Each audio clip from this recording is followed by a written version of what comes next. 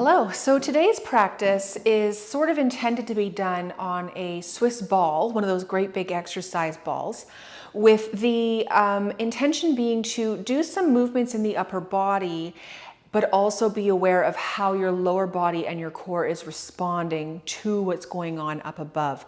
Are you moving around on the ball a lot or shifting or tensing through your core? If you don't have a Swiss ball like me right now, you can just sit in a chair. You're just going to be on a stable surface, so it's going to take some of that stability awareness out of the equation.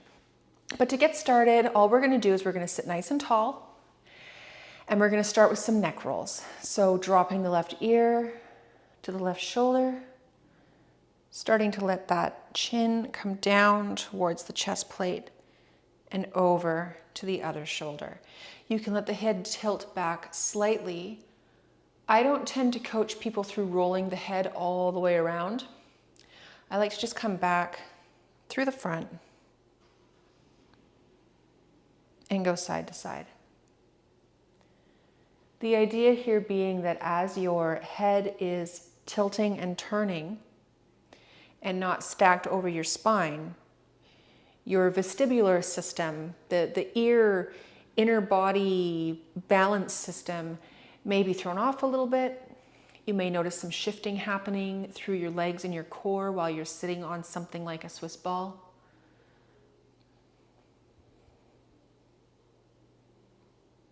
But it's also just an opportunity to move the neck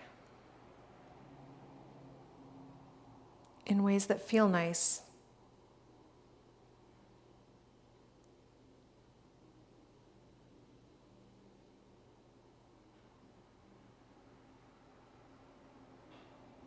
Okay, we can just do some straightforward ear to shoulder movements, side to side.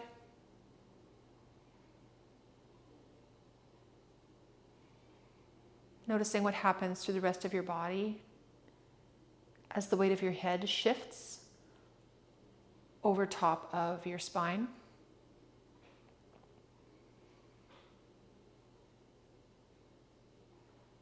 Okay, and then we can bring the head back to neutral. And now we can start to introduce some shoulder rolls. Rolling the shoulders up, back, and down. Noticing if you can just move your shoulder blades against your rib cage and have the arm bones follow, or if it's a full like spinal cat-cow kind of motion, which of course is going to change what your core is doing and if you're wiggling around on the ball. Trying to isolate it to the shoulder joints is sort of the aim for today's practice. You can go the other direction where you bring the shoulders forward and down. See how that changes anything in your body. One more time. And then let's just bring those shoulders up, back, and down a couple of times again, because that's ultimately where we would prefer our shoulder posture to live. Okay, take a moment to let that settle.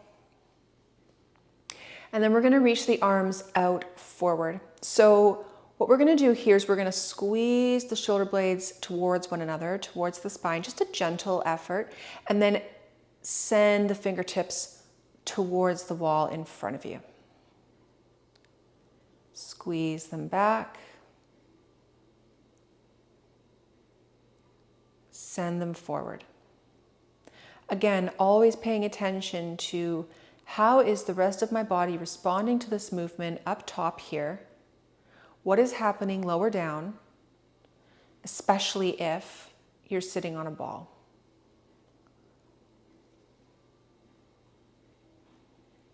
All right, you can bring the hands back down to the thighs.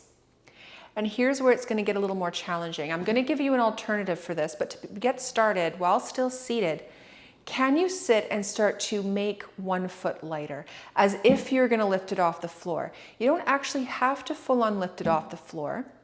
It may just be that you start to feel it having a little less contact.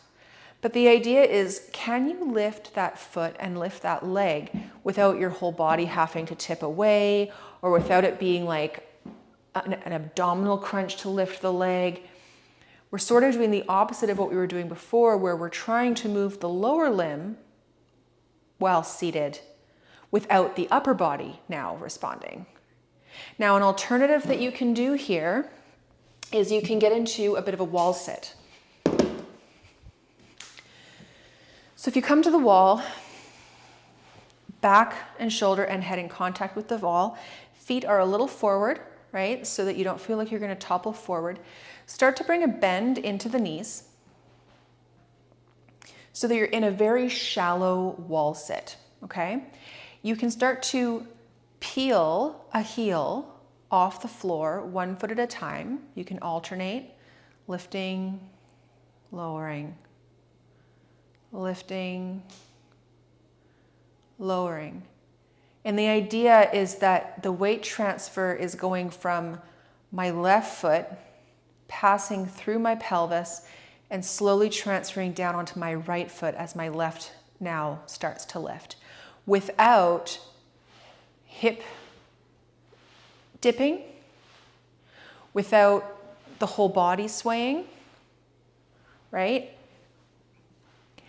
We're staying still through the upper body, not because we're bracing the bejeebus out of the core and preventing it from moving, but just simply because we're forming that ability to move our stability from foot to foot through the pelvis down to the other leg without the upper body getting thrown all around. Okay? And when you're ready, you can stand up or push yourself away from the wall. Take a moment just to step it out.